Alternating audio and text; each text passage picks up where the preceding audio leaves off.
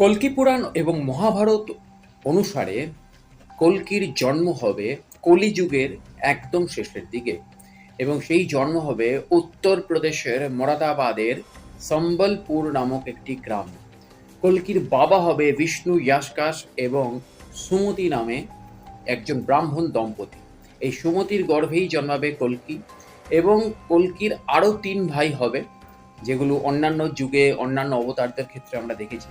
তারাও কিন্তু অন্যান্য দেবতাদের অংশ, যারা ধর্ম পুনঃপ্রতিষ্ঠা করার জন্য কল্কিকে হেল্প করবে। এই অবতারের ক্ষেত্রে কল্কির কাছে একটি ঘোড়া থাকবে সাদা রঙের, সেই ঘোড়াটির নাম হচ্ছে দেবদত্ত।